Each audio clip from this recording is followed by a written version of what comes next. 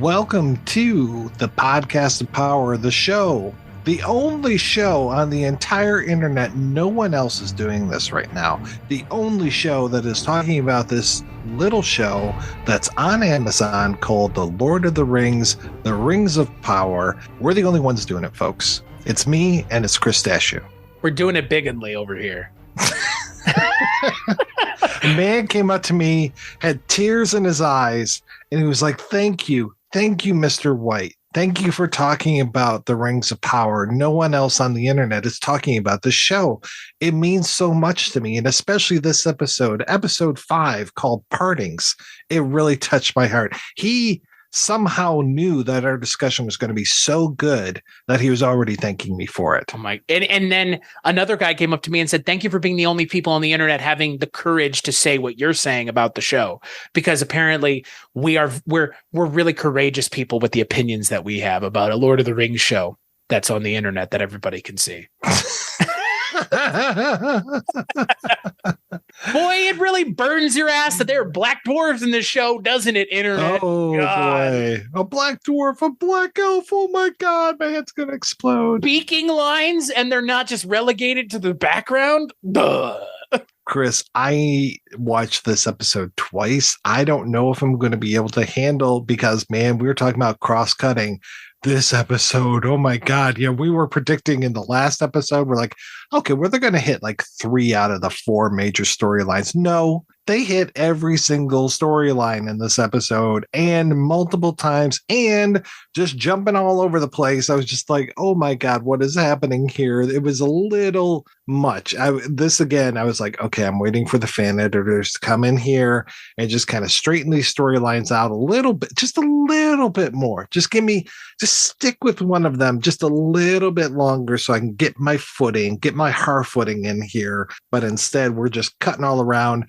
I'm not complaining, mind you, but it's a little much. It really took me a bit to figure out what's going on with each one of these storylines. Where do we want to start? Where do they want to start is the real question. We're now at the point with the show where the expansion should be contained and being metered, and they should be refining the stories and kind of maybe digging down into the guts of the story after they've introduced it. And no, it's like, we're just going still. We're going. Doing it. It's like, whoa. Because again, like we've talked about multiple times on this show, I'm also watching Game of Thrones. And Game of Thrones, coincidentally, the same week that this episode's doing what it's doing, Game of Thrones did the exact same thing. They just took the story, blew it up, and said, here's all the pieces in the air, and we're just going to have to re-grab them and bring them back down. And it's like, guys, that show has a time jump. This show is just going, it's splitting the narrative too much. It's dividing the narrative a little too much. Like one story too many. It feels like, butter. I'm waiting for it. I'm sitting here waiting. Like, make it, please. It's this show. You can do it here. It is. It is butter being spread on too much bread. Just not enough butter, and we're just doing it. If anything, it's almost the opposite problem. It's almost this little piece of Melba toast with a whole stick of butter on it. It's just like, please, you don't have to give me all of this all at once. Right. You can dole it out a little bit more. There are 5 seasons of this show with at least 8 episodes a season. That's a lot of time and ground you can cover. So why are we learning all of this stuff right now? And we are teasing things like nobody's business. We've got Adar in here who's just like, soon, my brother, soon the sun will no longer burn your arms. And what is he missing? He's missing stuff already. He's just like, oh, I'll never feel something or other again. I'm just like, I don't know where you're coming from, Adar. Like, you gotta can you spell this out a little bit more Explain to us what's going on. Yeah. Are you going to do like the Mr. Burns thing and like put like a whole shield over Middle Earth so the orcs can walk around and like dimness kind of thing? Well, and that's the thing. I mean, the question that I have with all of this is what they're trying to do is make it so the orcs can walk around in the daylight, right? I guess. Is there a secret to that? Is there something to do with that Morgul blade? And then at the very end of the episode, they look up at the tower and I'm like, is the tower supposed to represent the Morgul blade? Because it's got shit kind of wrapped around it, and it kind of looks like the hilt of the blade to me. Yeah, I thought that they were showing the tower because the tower was going to be the tower at Cirith Ungol. I thought that's what it was because again, we know that the Southlands are going to be Mordor at some point, but I didn't know what was going on. Again, like now we have stuff that they're changing because Mithril, boy. What is Mithril now? Can you even begin to explain this? Well, so an elf and a Balrog apparently fought each other on top of the Misty Mountains, or excuse me, on top of where Khazad-dûm is. And I guess they were fighting over a tree, and lightning struck the tree, and they were touching the tree or something, and the power of the tree went into the mountain. And what that's not what, like, that is actually, I'm going to take problems with this. That is not where Mithril comes from. Like Mithril. Well, and the tree also had 3 of the Silmarils in them. Yeah. Like, and so now, so do you remember when we were talking a couple episodes ago and we were talking about, hold on, what was it? We were talking about Mithril, and like it's a big deal that they find Mithril, right? But you also asked the thing about I think either you asked it or we've talked about, is the Arkenstone a Silmaril? It's not, but they're like edging dangerously close to talking about the Silmarils in a way that Tolkien never did. And they already have now, because Mithril has nothing to do with the Silmarils. That is now a connection that is being made by this show. And it is changing the folklore of this world's Middle-earth, not the books. This is separate shit still. Like, I don't want to hear people getting mad. They're changing it for what this show is going to use Mithril for. And it's not a great interpretation because it seems kind of, what's the word? Awfully convenient. I don't know. It's like Deus Ex Mithril. Yeah, it's very adamantium to me as well, or just like vibranium, I suppose, is the other element from the Marvel universe where I'm just like, it can do anything. So there. Right. And, you know, because at one point you have Gil-galad going, we need Mithril to restore the light of the elves. And it's like, whoa, what? Like, what now? Like, are you made out of light now? Is like, what the light is of the Valar is leaving us, and we have to have Mithril to get it back. And we have to they say in this show, saturate ourselves with Mithril, which is just like the dumbest phrase I've ever heard. It's using terminology that doesn't work in the world of Middle-earth. Saturate, that word doesn't, like, it just sounds weird. Any character saying, we must saturate ourselves in Mithril. Like, you can't tell me you weren't confused. I was confused. We're all confused. Totally confused. You being confused is one thing, but everybody being confused is another. Because admittedly, you're not reading all the background source material for this show, even though there is no source material for this show because the Silmarillion isn't part of this. So they're just doing whatever they want with things that are kind of explained elsewhere. Yeah. And that I understand people having a problem with, because I myself don't think the way they define Mithril in the show is interesting or serves the narrative. It kind of, like you said, is just Deus Ex Mithril. Like, it's worth infinite money, essentially. It's worth more than anything else. So whatever its worth is dictates the worth of everything. And it is magical because lightning hit a tree. Okay.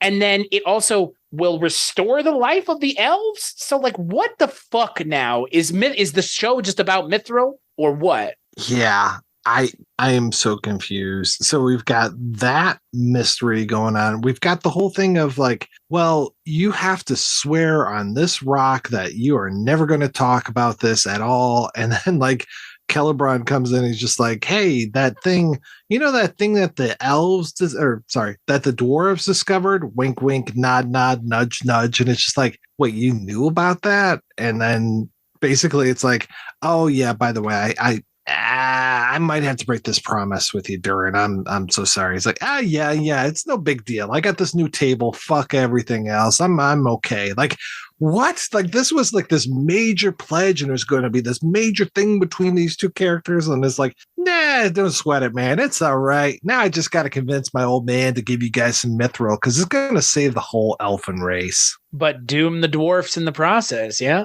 I guess, yeah. Like, I mean, if I was a dwarf, I'd be really pissed off if I had to go through all this, dig too deep, unearth a Balrog, and then be like, oh, yeah, here you go, elves. Enjoy. Thanks. Like, yeah, how are the elves supposed to be sympathetic characters in this world? Because they're building a case that the elves are the most manipulative scumbags in the show. Pretty much, yeah. Like I keep saying, they're that invading force that set up camp, and they're just like, they're basically now, to me, I keep trying to make these metaphors and stuff. They're the Americans when they came to Japan post-war, and are just like, you know what, we're going to do whatever the fuck we want. Fuck all you Japanese people. We're going to, be crime lords. We're going to like feed into your drug addictions, all the bad stuff. Yeah, we're going to do that because we're America. Fuck you. Well, and the elves, I mean, the pushback against the elves feels warranted in this show. Uh-huh. It never feels like people don't hate the elves for no reason. They hate the elves for good reason. I mean, you have the character of Waldreg, who his reasons for hating elves is more, I just hate people that don't look like me. Right. So it's a little less nuanced, but the stuff in Numenor, I kind of understand why they don't like the elves. And the Southlands, kind of iffy, but the dwarfs, I totally understand why they don't like the elves. Oh, yeah. And we're about to find out why they really don't like the elves. I'm getting so confused by the Numenor stuff. In what way? Because it makes no sense the way they're telling it? Yeah, because there's the guy who looks like Michael, what is it, Michael Sheehan? Farazan, yeah. Yeah, there's Farazan who is, manipulating things. I imagine he's the guy that bombed those ships and stuff that were in the harbor. And so there's him doing his thing. There's the queen who's hesitant. There's the king, the deposed king.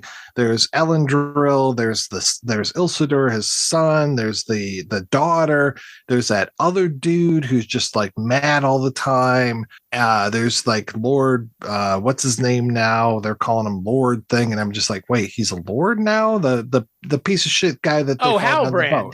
Yeah, Halbrand. Or he's just like, you don't know what I did on that ship. Maybe you don't think I'm the best guy in the world. I mean, we know what he did in the Southlands. He allied with Sauron or Morgoth, I guess. But like, what do I like this character then? Like, what do you want me to root for? Do you want me to root for no one in your show? Right. Because, like you mentioned, even the character of Durin now looks like a complete idiot. Yeah, he's a putz. Yeah, like, you have the entire elf life in your hand. Like, fuck you then. Like, that would be my response. Like, okay, I do. And you know what? If you're not meant to be here anymore because that's what's going on, so be it. I'm not going to put my people at danger. Obviously, he doesn't know that, but you know that his dad does because his dad is trying to stop them from digging too deep. Mm-hmm. And his dad is right on the money. Oh, yeah. Durin's dad is just like, yeah, oh, by the way, they're here for the Mithril, bro. Like, it wasn't an accident they're here. Exactly. And yeah, so now it makes Elrond look like a chump too. I was about to say Elrond looks like the biggest dumb shit this side of half of the other idiot characters that the show is taking characters that have been operating not smartly, but have been operating by traditional logic and just throwing it out the door completely. Right. Yeah.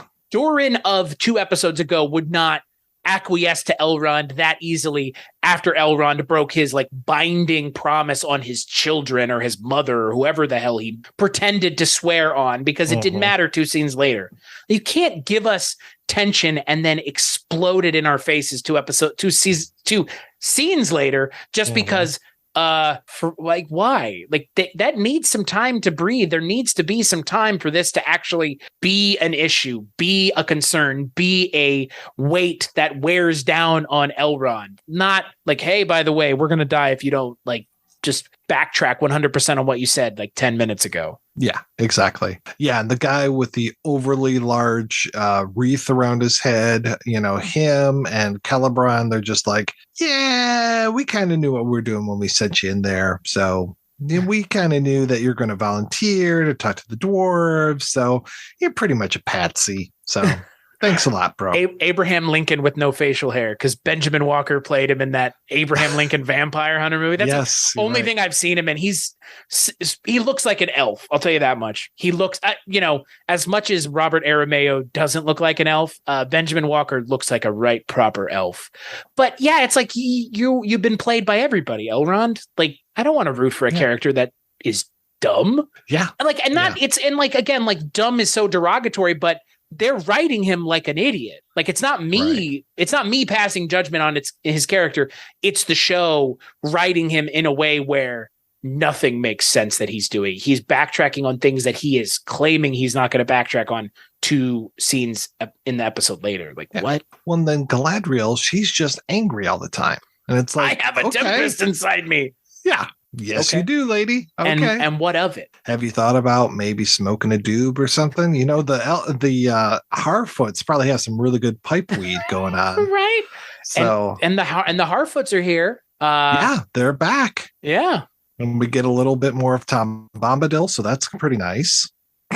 I'm just not going to let it drop. I don't think he's Gandalf at this point. Like, I don't think he's Gandalf. I don't even think he's good. I think he is an evil character who is just confused and trying to embrace what's going on. But I think him realizing, oh, I killed those fireflies. That's my nature. It's like he's almost like the scorpion realizing, oh, I'm getting a ride from these frogs. I just need to sting these motherfuckers. I mean, that's now what it's feeling like. Mm-hmm. Because it's, if it's Gandalf, it's Gandalf. Right. Sure. But I don't think it is at this point. For as confident as I was in the first 4 episodes of this show that we've been doing about what the character of the stranger is, we may not even figure out who he is by the end of this season. No. We may not find out who he is for some time. So prognosticating about who he is, because I feel like it's either going to be at the end. If they don't reveal who he is by the end of the season, it's going to be a while. Right. And yeah, I think the longer he's not introduced as someone of name is the more likely it is that he's someone who's just a baddie. Mm-hmm. And I'm kind of inclined to agree with you right now. Yeah. He could be the Witch King of Angmar. I don't know.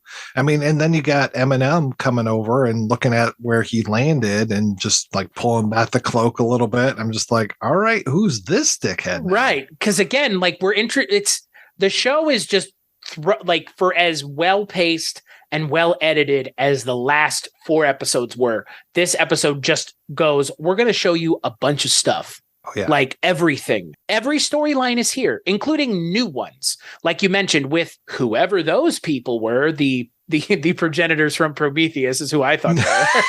The smaller ones, the less bulky ones. Yeah. But that was a character that they were showing in teasers for the show, and people were like, that's Sauron right there. And it's like, I don't know who the fuck that is.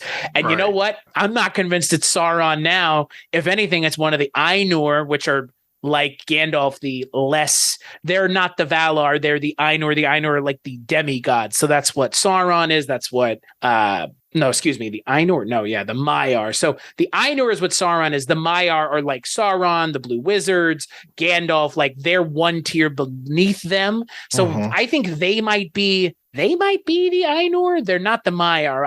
I don't know who he is. Because again, now that they're introducing these other characters, it would lead me to believe there is something bigger going on, which I think was always the case. But now I think it's less Gandalf and it maybe is somebody else. It might be Sauron. It could be. Yeah, I did like that guy getting his ass kicked for calling Adar Sauron. I was just like, oh, nice. Right. You're Sauron, right? I don't know you, I am. You are. I worship you. You're my god now. I mean, hey, I appreciate that the show, there is a level of brutality to this show that is not present in the original movies, even The Hobbit. Having to sacrifice a character in front of all these other characters to show your fealty to Adar is something else. That's a pretty dark for a Lord of the Rings show. Oh, yeah. Yeah. And I did like that. Yeah. I enjoyed that. Yeah. Yeah. Again, like there has to be some stakes to this story because, yeah, it's 3,000 years ahead of the Lord of the Rings. So whatever we're seeing here does affect that show, but we know where it's going. So I want them to give us some stakes outside of the Sauron story. And they are. I mean, Joseph Mowley not given much to do still, again, just kind of looking weird. But I hope by the end of the season, there's only 3 episodes left, we get to see more of him, but I hope that he's not gone by the end of the season. That's for sure. I hope that he is a character throughout the show. And again, if they have 5 seasons that they're playing with, they don't have to just have big bads every season. They can have people come back and enter the show in season 1 and leave in season 3. It doesn't have to be enter season 1, leave at the end of season 1, which is such a common thing in TV, especially this kind of TV, like with Dexter or Sopranos or Game of Thrones, where, oh, you had Pedro Pascal in the season, but you know he's going to eat shit before the end of the season because I don't think he's coming back. You know, that kind of thing where it's like, you don't expect people to come back when they've been introduced like this character, but he could. Again, he could be here for 2 or 3 seasons. Yeah. Yeah, they probably have all these characters signed to, or all these actors, I should say, signed to long-term contracts. And just here you go. You know, we will use you as we see fit. Right. And we then own you now. We are Amazon. Time to pay. Yes. You have 5 minutes to go to the bathrooms. Time starts now. Yeah, exactly. And you know what? They even have more of the Arondir Bronwyn story. Which I think for me, outside of the stuff with the dwarfs, which now is like verging on like ruining all of it, I still like Ismael Cruz Cordova's performance a lot. It's an interesting elf performance. Of the 4 elves that we see, he's the one I would like to spend the most time with. Yeah. Yeah. I want to know what's going on down there. I think, they are in the heart of all of this darkness. And I think that they're in the most danger. Obviously, they're in the most danger when we see an entire orc army marching on them. But I'm like, okay, I'm on the edge of my seat. I want to know more what happens to these characters and what's happening in their world. I was really glad to see more of the Harfoots. I was pretty intrigued with that. I really like Poppy's song. I like the little, nod to those who, not all who wander are lost. I was curious where the fuck they're going, because they're going south for a while and then they're suddenly going east, and I'm just like, is there a better way of doing, like, show me a little bit more of that map, why you're taking that particular route. I'd love to know that. Going across those dead marshes, all feels like a bad idea, man. Stuff. Yeah. Can't you go a little bit in a, better way there? Go around that fucking attacking them. Yeah. Don't look in the water. Yeah. Yeah, right. Well, that hasn't happened yet, though. Right. We're a couple, I don't know how many years removed from that happening, because I believe that's this, right? Isn't that the conflict coming up? Is the marshes, the dead bodies come from the conflict with Sauron this time around. Right. And then all of the guys that are living in that cave, all those ghosts, the ones that, betray their oath. I think that might be coming up as well. So. Oh, wait. Whoa. Hold on. Is that who Halbrand might be then? Oh, release us. That guy? Yeah.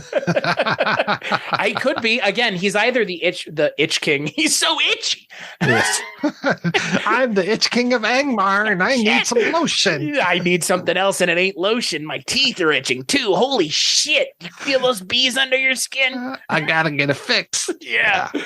He's either the witch king of Angmar or he is going to be one of the ghosts under the mountain, as it were. Because again, like the characters of men, it's well established, and they've gone on to mention it countless times. There were some men that stood up and fought Sauron, or Morgoth at the time. But there were plenty that allied with him. It's clear that Halbrand was one of them. That's how he was doing what he was doing. We'll see where he goes as a character, but he's not going to end up as a hero by the end of this show. I don't think there's any way that happens. Right. Yeah, it feels like he's kind of more the way that Sawyer from Lost was supposed to be. Like, Sawyer starts off as a bad guy, eventually becomes a hero, where he really should have just gotten worse as time went on. Right. And yeah, there is a level of kind of questioning of what his, like, the character of Halbrand is still kind of shrouded in mystery, because I'm not even sure that's his name. You know, again, like, he is the king who wasn't, in a way, like, he's the king who ran from his responsibilities, and like, he has another name. So whatever that is his character's name. But I genuinely believe that's where his character is going. But again, that makes sense, because thousands of years before the other conflict, the men were still acting the same way that they were in the Lord of the Rings conflict, because we see those men in Lord of the Rings. I will fight for Saruman. Like, those are the men again. Like, it's that that behavior is repeating. So, and we see it with Waldreg. Guys, right? You get those guys. You get those guys that are coded as Middle Eastern. You get the guys on the ship that are coming in, where you see Peter Jackson for the third time walking on the prow of the boat. So, and are they coming from Numenor? I don't know where these guys are coming from, but yeah, there's plenty of men that are going to align themselves with Sauron. Yeah. I mean, again, it's not just orcs. So, and I appreciate that in this show, they're showing that. They're showing that there are villainous characters that are, you know, the men of the world. Because the original series of movies, it's not black and white, but they try to show, like, oh, the whole world is going up against Sauron. Wasn't necessarily the case then, wasn't necessarily the case now, which I think works for the kind of what's going on with Bronwyn and Theo, which I'm still, like, not sure what that is leading towards with that dagger. So I don't know. I think our predictions of him being a villain are wrong, but I think it's more, I think they're going to enable the villains to do what they want, intentionally or unintentionally. I think that's being made kind of clear by this what I thought was a Morgul blade kind of being like the focal point of what Adar is. Adar looking for that thing that he has, I guess. Well, and what is, so the one elf pulls down the branches and reveals this big thing, but I couldn't figure out what that big thing was. I think it was like the face of Sauron. Is that right? I couldn't figure it out either. Again, they just kind of show things sometimes in this show, and they're like, well, just, you know, right? No. Yeah, it's that thing. Nudge, nudge, wink, wink. Thing with the guy. Yeah. And How did you feel about the Isildur storyline this episode? Again, I'm just like, what's going on? Like, okay, you got kicked off of the team, but you want to be back on the team. Oh, isn't it funny? Now you're going to be like handling swabbing after the horses. Okay, ha ha ha. I'm just like, I really couldn't give a rat's ass what's happening with Isildur and these other guys, and just this whole like, oh, if we happen to get a blow against Galadriel, we will be promoted to lieutenant. And I'm like, okay, so who cares? I don't care about this stuff. Well, and that's what's strange is like the show feels like it is telling an interesting story in Numenor, and it's failing horribly. Oh yeah. Like, yeah. I'm glad that they left at the end of this episode. Yes, I'm so glad, because I'm not even joking. It was giving me flashbacks of Game of Thrones. And this is like 3 episodes in this show. In Game of Thrones, it's like 2 seasons of this shit. Just constant bullshit of like, well, the people are revolting and they stink on ice, and then the slave traders are terrible. And then it's like, and by the end of it, the showrunners on that show feel like what the showrunners on this show are doing. They're just throwing their hands up in the air and saying they're leaving. Nothing else matters. Like, right. God damn it. It only took 3 episodes in this show. Thank you. Because 2 seasons, I would not have. If this show at the end of the season was still in Numenor with Galadriel and all this, I would be checked the fuck out of this show. Right. Like, I would be out of this show entirely. And I have no mental concept as far as how many people are traveling on these 3 ships. You know, is it 100? Is it 1,000? I mean, they don't look like that big of ships, but just give me something to be like, we have 150 men that will be taking this journey with us. Something. And is that enough? Like, how many orcs do you think there are? Right, exactly. Like 10 fucking orcs, like scratching their balls, hanging around. are you going on an expedition to figure out what's happening in Middle Earth? Or are you actually going over there to do something? Because it seems like you need a lot more ships than just 3. I know, yes, some were blown up, but, and then at the same time, I'm like, is this like a remember the main kind of thing? Are we blowing these ships up on purpose? And yeah, that's what it felt like. The character of Kemen, who I guess is Farazan's son, is going and blowing the ships up, and Isildur stops him but can't, because I guess Isildur is also an ineffectual dipshit in this show. Wow, we knew that. Right, which I that's obviously going to change by the end of the show, but, well, maybe not. No, but he's an ineffectual, throw it into the fire. No. I mean, I was there when the will of men failed. Is that going to be the end of this whole series? Is it going to be that battle against Sauron and then Isildur cast it in the fire? No. And then boom, end credits. I hope it ends like The Hobbit ended, where it's like Elrond is talking to Isildur and he's like, let's go on up to Mount Doom together. Right. And then it shows them walking up to Mount Doom and it just fades to black. Right. I'm just fantasy booking the end of the show, because the way I imagine it ends, Sauron gets his hand cut off, and then it's like an epilogue of where all the characters are going, and the Harfoots are going to where the Shire is, and blah blah blah blah, and there goes Galadriel to Lothlorien, and blah blah blah. It's like, oh my god, make me puke now. Yeah, exactly. Hey, I hear there's some really good pipe weed over in this little place. I think it's called the Shire. We don't want to be those guys like clowning on the show, but the show is making it easy, because there are just some really goofy things that the show is doing that I don't like, that you don't like. And you know what? The people on the internet, they're not wrong about this episode. This is not a good episode of the show. No, it's not. It's not. This is weak sauce all through this whole episode. And I mean, I really want to like it. Obviously, I'm very curious what's going on. But at the same time, you're just like, bam, bam, bam. Here's this other thing. And oh my gosh. And just like force feeding all this stuff to me. I'm just asking down. It's just asking questions, Mike. Yeah. Yeah. Thanks. It's just asking questions. Yeah. That's what it feels like. Like you said, there is this element of like the mystery box, and you already mentioned the bane of modern television story writing, which was Lost. And a lot of shows in the last 10 to 15 years have been doing their damnedest to undo the damage that Lost did to the mystery box storytelling idea, because there are plenty of shows that do the mystery box thing well, and they do land that landing at the end that Lost like broke both of its legs, then its neck, then its arms, and then somehow it broke its back after all those things were already broken. It did that. And there have been plenty of TV writers who have been doing everything in their power to undo that. And this show is falling right into the traps of that show. Unless they answer all the questions.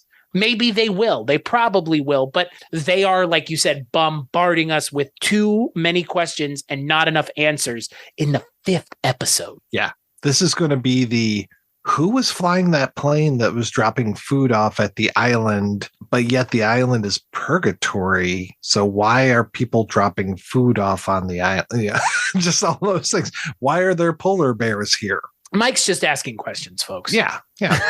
I just want to know why you ran the story in circles, and then by the time it had spiraled in on itself, you had nothing interesting to say. That's my concern here. Nothing at the heart of this whole thing. Yeah. Yeah, I mean, I want to trust these writers. I want to trust that they have a plan, but at the same time, guys, you got to learn pacing a little bit better. Like, do not just wrap. I mean, this was a fire hose episode where I was just like, oh my God, there's so much stuff going on. If I'm good, I'm going to leave the room and I'll come back and maybe I'll figure it out. Maybe I won't. And I'll even watch it a second time and be like, now who is this guy and what's happening over here? Like, I understand the characters that we've seen, but then you keep introducing more characters. And I'm like, okay, I thought Adar was it for like a few episodes, but now we have these silent guys, those Prometheans, as you're talking about, which is a very apt description. Yeah. I'm like, oh, more people are here at this party. Okay. They clearly look like bad guys. I don't know if they are, but they look it. They sure do. They're painted awfully broad, aren't they? And I white skin with pale white hair. Holy shit. Could you be any more of a villain if you tried? And is it the cape that I'm seeing, or do they have like mullets? Because it's like very shaved hair. I think it's the is cape it long that in the seeing. back? I think that's the cape that you're seeing. All right, because for sure that would be a villain's haircut. I was hoping that they would be naked, like in Prometheus, with just like the tiniest little like little cod piece. Yes, tiny little cod piece. Yeah. I don't know who those characters are. Like I said, could be the Ainur, could be the Maiar, could be neither one of those, and could be some bullshit that they created a whole cloth because they already did it with the Mithril. I can't get over the Mithril. It's so like, you know what, people on the internet, you're right. There are things wrong with this show. The Mithril is one of them. Like, and there's nothing you could say that would convince me otherwise. Yeah, because it's like you're taking science and magic and working them too much together, because it's like the science of electricity, science of mystical stones. I don't know, but just like, okay, so did it melt the stones? Are these the stones that are melted and somehow shot down through? They're imbued with the magic of the tree. Sure. Yeah. This whole tree thing, I'm like, okay, I could take some of this as like an environmental message, but now it's like, no, the elves are made out they're of tied to the tree. Well, they're always tied to the tree. Oh yeah, well, they're tied to nature itself. Right. Yeah, right. But I mean but the two trees and all of that is from, that's the Silmarillion, obviously, which is what they're kind of going for, but they can't. So I don't know why you would imbue Mithril with an unnecessary amount of like plot lore importance, or lore, because again, what was important about Mithril in the original series was that it was the most sought after material in the world. Why does it need to be anything more than that? You don't have to tell me why everybody's going after it, because if somebody's going after it so hard that it's really important to them, there are going to be undoubtedly other groups of people who want to take it for themselves, to keep it from those people, to sell it to those people, to do with it as they please. Who knows? But you don't have to say, well, it's also now magic stone god material. Like who, why, what? No, who cares? You don't need to do that. Because like you said, then it verges on adamantium or unobtonium or any of the other bullshit things. That's what it hews close to now. It didn't used to. Before it was just a part of the world. Now it's like, it's a magical thing. Yeah. That's a TV writer thing. That feels so TV. That does not feel like it's serving the source narrative at all. It almost feels like they should have gotten like Philippa and Franny and Peter to come in and do a pass at this script and be like, this doesn't work. Let's change this, because the writing in the 3 original movies is just the smartest thing ever, eliminating my favorite character, Tom Bombadil, and giving so many of his lines to Treebeard makes the most sense in the entire world. Just the way that they did the structuring, the way that the beats are, the way that they end the movies where they end them, all the stuff that they forgot about in the second trilogy.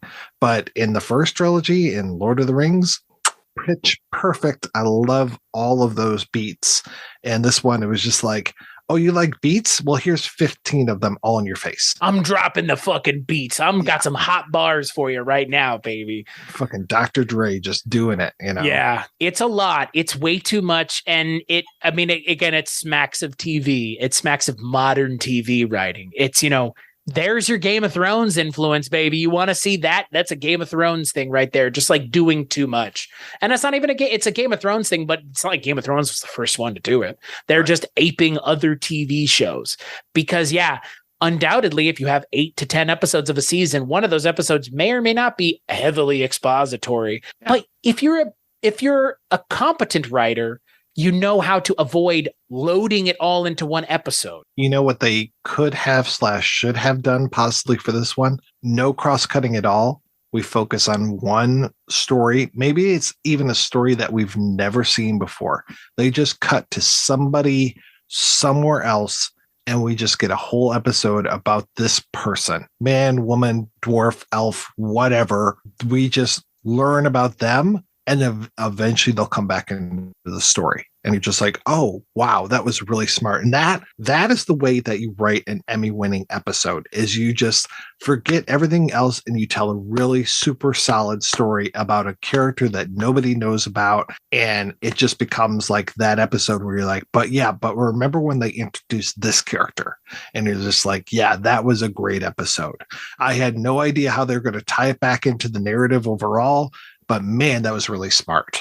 And do you know what show on HBO did that rather well? Fucking Westworld in its second season. Do you remember that episode? No, I didn't make it that far. Oh my God. It reminds me of the Mike episode from Better Call Saul. Never seen that. Never seen Better Call Saul. Never seen Breaking Bad. Well, I never saw Breaking Bad, but I did start watching Better Call Saul, and the episode with, and I'm trying to remember the name of the actor, the guy that was in Beverly Hills Cop. He plays Mike Ehrmantraut, right? Yeah. He's this Jonathan Banks. Jonathan Banks, thank you. He's this great heavy, and they just stop what they're doing with the Saul story, and they basically give you a full Mike episode. And it's like, this is the origin of Mike.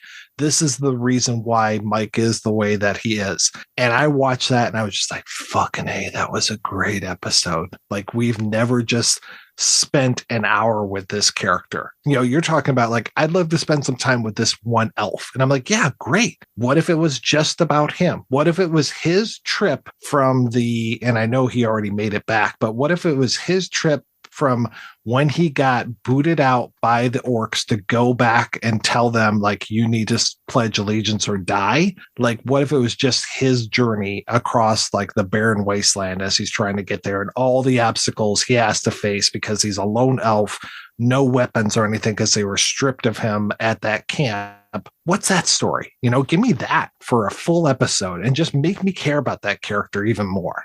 I agree with you. Another episode of another show to check out. The 8th episode of the second season of Westworld is titled Kiksuya, which is Lakota for Remember. And it is all about one of the Ghost Nation characters who you just kind of saw throughout the season, but they never really talked about. And then the entire episode is about him. And the entire episode, almost all the entire episode, is in Lakota. Of all things. And nice. It is one of the best episodes of television I've ever seen. Friend of the show, watcher of Game of Thrones, watcher of the Lord of the Rings show, Father Malone. He would agree. He's actually the person who was going to bat for it as hard when it came out. And I remember being like, it's good. And then I've watched it since and I see what he's talking about, because it's exactly what you're talking about. Yeah. You need to give us a reason to care about these characters. And you don't have to give an entire episode to one character to do it, but it's not a bad idea.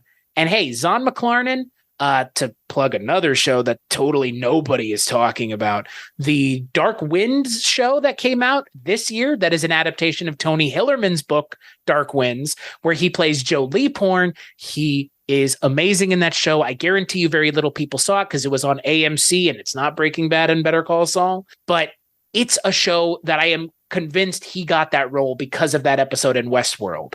So I agree. Like, if you give these characters a moment to shine, if you give these actors an opportunity to do what they're doing, do an episode all about Durin the Third. Like, doing a whole episode about Peter McCullen's character before he becomes Durin the Father. Like, do that. Like, there's nothing saying you can't. There was an episode, going back to Lost again, there was an episode with because we met Desmond a little bit. Oh, I know what you're talking about. Yes. I'm talking about an episode called The Constant, where it was Desmond's story and just showing like his whole thing with him and Penny and all this stuff. We came into work the next day and it was just like, my God, was that a solid episode of television? Right. That was probably one of the best episodes of that entire series. Even like the introduction to Desmond, when we get to see him with the Mama Cass record and just like what he's doing before the people even make it to the island, him resetting the numbers and doing all this stuff. I fucking love that. It was so solid. Yeah. I you know what's funny? I have seen very little Lost, but I have seen that episode. That's weirdly. A great episode. Yeah. And I know very little about the show other than how badly the show kind of crashed and burned, and like I know the main story beats, but that is one of the few episodes that I have seen, and it sticks, like, if for whatever reason it sticks in my memory, probably because it was a good episode of the show. And I don't even like that. It's not I don't like the show, it's I don't have any vested interest in giving a shit about that show. Exactly. exactly. Yeah, I wonder if they're going to do that in this show. I hope to God they do, because I don't even think Game of Thrones did that. These kinds of shows are really working on the idea that people need spectacle. They need this big, all-reaching conflict. And it's like, not necessarily. It doesn't have to be, I was just recently talking about Get Out, and that movie works because it's a small, contained conflict. It's isolated. You look at a movie like Us, it's about the United States and like all of that. And like that movie doesn't work as well because it's such a big narrative, but Get Out works because it's a small contained thing. I know what we're talking about with Lord of the Rings, and this show is a rise of darkness and an all-encompassing narrative, but give it a moment to breathe, because we've been on a downhill run since the first episode. There's been no moments of quiet with any of these characters. It's kind of a problem because there hasn't been none. There's been like one or two. One of them, the dinner with Disa and Elrond and Durin. That scene's amazing. Why? Because you give the fucking characters a moment to talk to one another and sit down. Yeah. Like these characters barely even sit down. They're like running around constantly. Like, give everybody a moment to breathe. Please. Because I was not expecting the show to continue this pace. Were you? No. And yeah, I feel almost tired when I'm done watching one of these because it just is coming at me so quickly. And I'm just like, yeah, please just give us a moment to rest. Yeah. They just lost someone. The orcs will be here by night. Like, ugh. And that's the other thing. We're straying further away from the quality of the movies. Yeah. Oh, yeah. Big time. Yeah. And that's a concern because the first 3 episodes of this show, I was like, yeah, kind of tonally with the movies. And now it's like straying further and further every episode. And I hope we don't lose it. But you know what? Again, there's only 3 episodes left this season. So I'm with you. Yeah. It's a lot, and there's a lot going on. And like watching this with Game of Thrones, like it's overwhelming, man. Like there's like 80 characters you got to keep track of. Because that show, in its most recent episode, blew up the show and introduced like 10 new characters. So it's like a different kind of overwhelming, because that show's not letting anybody sit because it's had like 13 time jumps. This show is just ever expanding the net to the point where it's like, it's going to break. You can't keep expanding it. You got to start narrowing the focus down even a little bit. Yeah. Episode 1.6 still doesn't have a title, though. No, of course not. Right. That's the running gag now. Yeah, this show is never going to have titles ahead of time. It's not Thursday night at midnight. Come on. Right. Yeah. And we didn't mention the title for this episode's awful. Yeah. Partings. Okay. Great. And there's really not that many partings. There's just like them leaving Numenor. Anybody else parting? No. Yeah. I guess Waldreg leaves Bronwyn, but like he was always going to. Yeah. Because he's a dick. Because he lies with Sauron. He's already said as much. Like, whatever. Oh, yeah. He's just telegraphing that he's evil. He's I'm evil. Like, right. Twirling his mustache. Like, okay. He's basically the groundskeeper from the Harry Potter films. Just like, yeah, you're a pretty evil character just from looking at you, sir. Yeah, like we know what you look like. I'm surprised it wasn't that actor. Like I know, right? Right. It feels like a perfect role for him because he played kind of a scummy turd on Game of Thrones too. So it's like, yeah, you kind of just look, you're probably a perfectly nice guy, but you just have a good look where you can play scumbags. So didn't he play the farmer in Hot Fuzz as well? The guy that nobody can understand. Yes, he did. That's right. God. Oh, so good. God, yeah. Why isn't he in this show? I mean, I don't know. He would fit so well. Yeah. Among the townspeople of wherever. Yeah. I mean, I guess it feels like, when you look at some of these actors, they're still doing a lot of Kiwi and Aussie actors. Like, you've got your Lenny Henry and stuff being flown over, but there's a lot of Kiwis in this show. Good. And it's clear that the orcs are all Kiwi. Yes, exactly. Which I'm perfectly fine with. Yeah. Maggoty bread. Yeah. Like, give me more of that. You know what, though? Like, real talk. Just give us a show with the orcs. Like, stop. Just stop with everything else. There you go. Just give us the orcs. Yeah. Orc in the house. I mean, I could deal with a whole episode about that one guy with like, he's kind of got a nice coiffure. He's the guy that takes Frodo away from Shelob. You know, just yeah, you know who I'm talking about. He doesn't look like he has any a of the other. name. Yeah, oh yeah, he's got a name for sure. He doesn't look like any of the other orcs, or even the guy who's just like, yeah, they don't need their legs, like that guy, or the Harvey Weinstein. Yes. Even like any of the orcs, God. like please just make an actor have to be in orc makeup for 7 to 8 episodes of the show. Time. Yes. Fuck that guy. Fuck that actor. 5 hours every day in the chair, and you're the main character of the show. Enjoy. Yeah. You're just like, fuck. I want to be an orc, but I didn't want to be an orc this bad. Right. Yeah. Right. You know, we joke about the quality of the show, and this show is still a good show, but it's doing a little too much for its own good, and it needs to remember it does have 5 seasons. You don't need to introduce everything to us in the first 8 episodes. You just don't. Yeah, slow it down, folks, please. Yeah. Yeah. So, yeah, next time we're going to be talking about episode 1.6, one of my favorite titles of this whole season. TBA. Mm-hmm. Yeah, sure. Like what is the harm in even releasing the episode titles ahead of time? They mean nothing. Exactly. Literally, this episode's title means nothing. Yeah. Could have put this episode's title as Fart Fart Pee Pee, and it would have made just about as much sense. You know what I mean? Like it's not like the episode is titled The Return of Sauron. It's partings. Like you're not giving anything away. And if you think you're giving something away, promise you're not. Yeah. Oh, man. It feels so Amazon though, doesn't it? It just like it keeps in kind of with my head canon interpretation of Amazon's business practices. It's like they're run by a paranoid billionaire lunatic. So he's paranoid about the episode titles coming out ahead of time. Yeah. That's my head canon. Don't release them. Don't release them. No. Oh, Elon may know ahead of time. Yeah. He might make fun of me on Twitter. Yeah. God. Oh boy. Well, until next week when we come back and we talk about that great episode 1.6, Chris, where can people find you, sir? Well, if you want to find the things that I work on specifically, cstachiw.com, that's my link tree. Go there.